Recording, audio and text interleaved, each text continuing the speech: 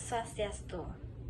Perkenalkan, kami dari kelompok Ganjil akan mempresentasikan materi mengenai aspek manajemen. Sebelum itu, izinkan saya memperkenalkan anggota kelompok. Pertama ada saya sendiri, Gusti Eko Martisa Dewi, absen 1. Yang kedua, Ninyoman Ayudian Indrianti, absen 3. Yang ketiga, Nikade Ayusantika Damayanti, absen 5. Keempat, Nikade Eki Lestia Dewi, absen 27. Dan yang terakhir, Niputu Membi Itasari, absen 25. Manajemen merupakan proses perencanaan, pengorganisasian, kepemimpinan dan pengendalian kegiatan anggota organisasi dan proses penggunaan sumber daya organisasi lainnya untuk mencapai tujuan organisasi yang telah ditetapkan.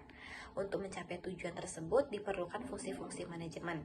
Fungsi manajemen terdiri atas hal-hal yang dilakukan dalam urusan manajerial. Fungsi tersebut akan dijelaskan oleh rekan saya. Baik, di sini saya akan menjelaskan materi tentang planning atau perencanaan. Perencanaan merupakan proses pendefinisian tujuan organisasi, pembuatan strategi untuk mencapai tujuan, serta pengembangan rencana aktivitas organisasi. Tahap perencanaan sangat penting dan tidak boleh untuk dilewatkan. Fungsi perencanaan bermanfaat untuk meminimalisir resiko atau kesalahan yang mungkin dilakukan dalam kegiatan organisasi. Perencanaan juga bermanfaat untuk memastikan jika visi dan misi perusahaan sudah sejalan dengan arah dan tujuannya. Selanjutnya yaitu organizing atau pengorganisasian merupakan proses pengelompokan orang-orang, alat-alat, tugas serta tanggung jawab atau wewenang sedemikian rupa sehingga tercipta suatu organisasi yang digerakkan. Fungsi ini melibatkan pengaturan sumber daya, pendelegasian tugas, dan penetapan struktur. Untuk melaksanakan rencana pengorganisasian, memastikan bahwa semua sumber daya yang diperlukan tersedia, tugas diberikan kepada orang yang tepat. Baik, selanjutnya ada actuating atau penggerak.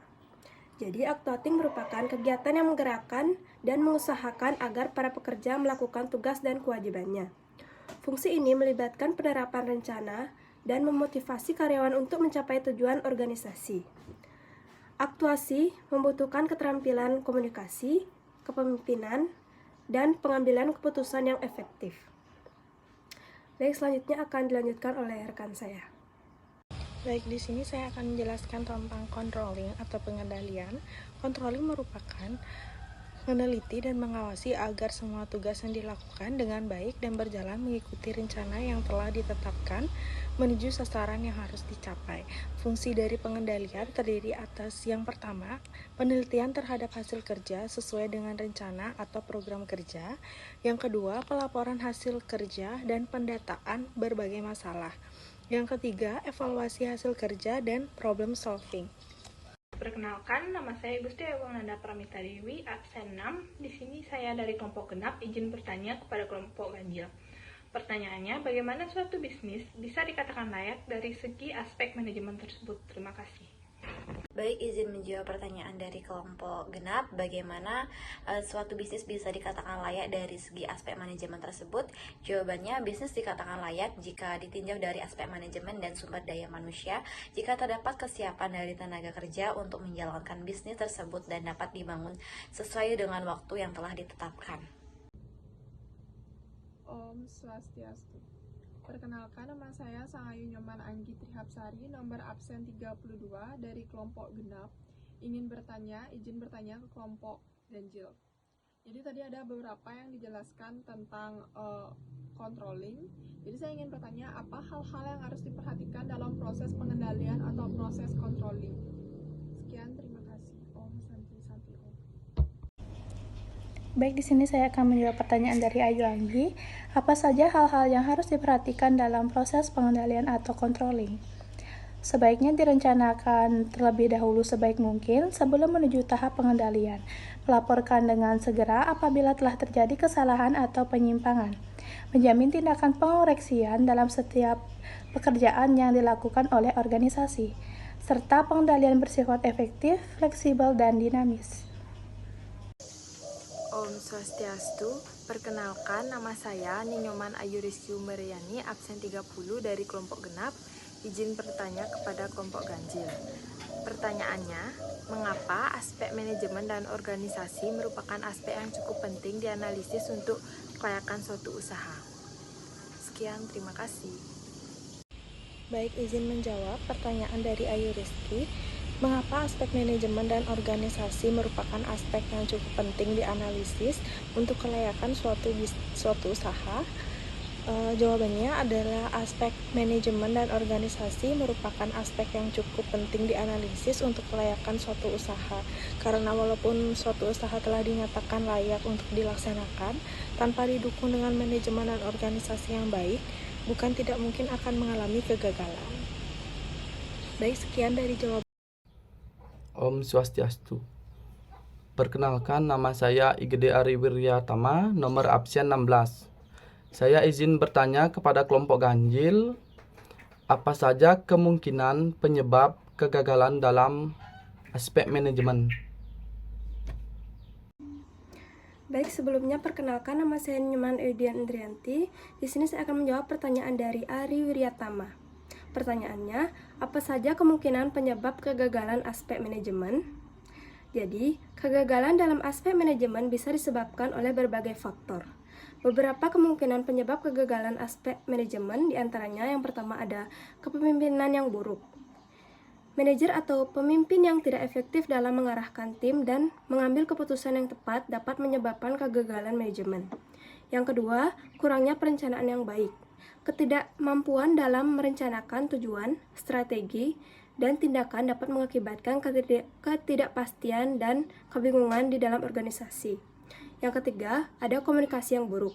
Kurangnya komunikasi yang efektif antara berbagai tingkatan manajemen dan antar tim dapat mengakibatkan salah paham, konflik, dan ketidakseimbangan dalam operasi. Yang keempat, tidak memadainya sumber daya. Ketidakcukupan sumber daya seperti anggaran, tenaga kerja, atau teknologi yang dapat menghambat kemampuan manajemen untuk mencapai tujuan. Yang kelima, ada kurangnya pengembangan karyawan. Jika karyawan tidak diberdayakan atau dilatih dengan baik, mereka mungkin tidak dapat bekerja secara efisien, yang pada gilirannya dapat mempengaruhi manajemen. Yang keenam, perubahan lingkungan eksternal. Faktor-faktor eksternal seperti perubahan dalam pasar, regulasi, atau persaingan dapat mempengaruhi keberhasilan manajemen. Yang ketujuh, tidak mengukur dan mengevaluasi kinerja. Kegagalan untuk mengukur dan mengevaluasi kinerja secara teratur dapat mengakibatkan ketidakmampuan untuk memperbaiki dan beradaptasi. Yang kedelapan, tidak belajar dari kesalahan. Ketidakmampuan untuk belajar dari kesalahan dan terus-menerus meningkatkan proses manajemen dapat menyebabkan kegagalan berulang. Yang kesembilan, ketidakcocokan budaya perusahaan. Jika perusahaan tidak mendukung tujuan dan nilai-nilai manajemen, hal ini dapat menghambat pencapaian tujuan. Yang ke-10 ada krisis atau bencana tak terduga. Kejadian tak terduga seperti bencana alam atau situasi krisis dapat mengganggu manajemen dan menyebabkan kegagalan. Jadi penting bagi organisasi untuk mengidentifikasi dan mengatasi penyebab kegagalan manajemen ini untuk memastikan kesuksesan dalam jangka panjang. Sekian dari saya. Terima kasih. Perkenalkan, saya Nikade Luyantari, absen 28 dari kelompok genap. Di sini saya bertanya, setelah mempelajari aspek manajemen, jelaskan kriteria apa saja yang bisa dijadikan dasar bahwa suatu ide bisnis yang akan dijalankan dinilai layak dari aspek manajemen. Itu saja. Terima kasih. Baik, saya akan menjawab pertanyaan dari Louis. Setelah mempelajari aspek manajemen, kriteria yang bisa dijadikan dasar bahwa suatu ide bisnis yang akan dijalankan dinilai layak dari aspek manajemen adalah dengan melakukan studi kelayakan atau feasibility study untuk menentukan apakah suatu bisnis yang akan dipilih itu layak atau tidak. Jadi dapat disimpulkan bahwa tugas manajemen adalah untuk mengatur semua kegiatan dalam organisasi dalam rangka pencapaian tujuan organisasi dan kebutuhan organisasi, sehingga tujuan organisasi dapat dicapai secara efisien dan efektif. Fungsi manajemen yaitu planning atau perencanaan, organizing atau perorganisasian, executing atau pengarahan atau penggerakan, dan controlling atau pengawasan. Sekian video presentasi dari kelompok kami. Mohon maaf jika ada kesalahan kata. Kami tutup dengan Parama Santi.